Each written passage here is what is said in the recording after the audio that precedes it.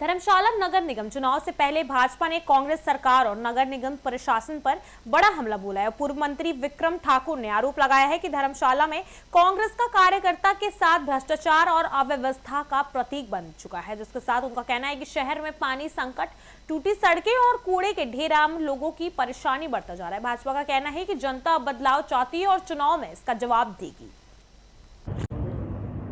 जैसा कि विदित है कि धर्मशाला के अंदर नगर निगम का चुनाव होने जा रहा है और आप ये भी जानते हैं कि धर्मशाला नगर निगम में लंबे समय तक कांग्रेस का कब्जा रहा है और इस कब्जे के चलते हुए धर्मशाला के लोग इस बात को भली भांति जानते हैं कि आज धर्मशाला विकास की दृष्टि से कहाँ खड़ा है और इस लंबे समय में किस प्रकार से इस नगर निगम में क्या क्या होता रहा है, वो कुछ बातें मैं आपके सामने रखूँगा। मैं आपको ये भी बताना चाहता हूँ कि नगर निगम धर्मशाला में भारतीय जनता पार्टी के कार्यकर्ता बड़े जोश के साथ काम कर रहे हैं और आने वाले दिनों में नगर निगम धर्मशाला पर भारतीय जनता पार्टी का कब्जा होगा, ऐसा मैं मानता हूं। लेकिन उसके साथ साथ मैं आपको यह भी बताना चाहता हूं कि धर्मशाला के अंदर जब नगर निगम जो है वो कांग्रेस के हाथों में थी और है, और उसमें जो हमारे पार्षद हैं देवेंद्र सिंह जग्गी जी, उन्होंने ये जो नगर निगम की जो संपत्ति है उसके ऊपर किस प्रकार से कब्जा किया हुआ है, किस प्रकार से उसके ऊपर भ्रष्टाचार किया हुआ है, और उस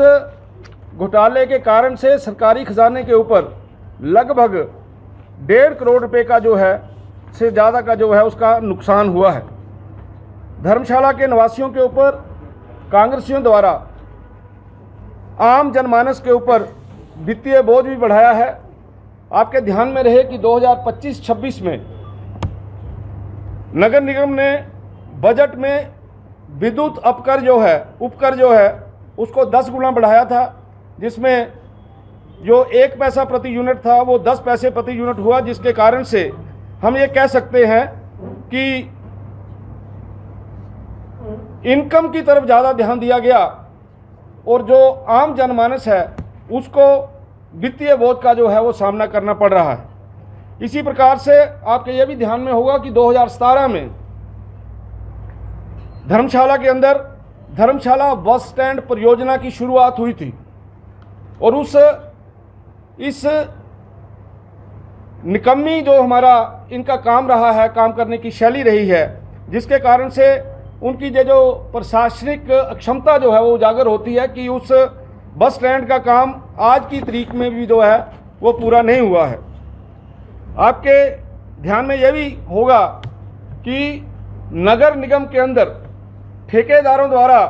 किस प्रकार से भ्रष्टाचार जो है यहाँ पर फैला हुआ है। यहाँ पर एक छोटी सी जुंडली में 5 या 7 ठेकेदार जो हैं 90% से ज़्यादा काम करते हैं, और जो काम वहाँ ठेकेदारों को मिलता है वहाँ पर किस प्रकार से कमीशन जो है वो फिक्स किया गया है। आम ठेकेदार वहाँ पे जाके काम नहीं कर सकता। ये भी पिछले लंबे समय से धर्मशाला में कांग्रेस के कारनामों में आता है। धर्मशाला की महापौर नीनू शर्मा जी के समय में आपके ध्यान में रहे कि जो हमारे म्युनिसिपल कमिश्नर हैं उनका जो आवास है उसको उसके नवीनीकरण के लिए उस पर काम हुआ। 45 लाख रुपए का ठेका हुआ और 90 लाख रुपए में काम पूरा हुआ। ये तो हम सुनते हैं कहीं कि 45 लाख का काम 50 लाख में हो गया, 55 लाख में हो गया। यहाँ पर 100% वृद्धि इस बात को दर्शाता है कि किस प्रकार से निगम के अंदर भ्रष्टाचार जो है वो व्यापक है। आपके ध्यान में यह भी रहे कि जो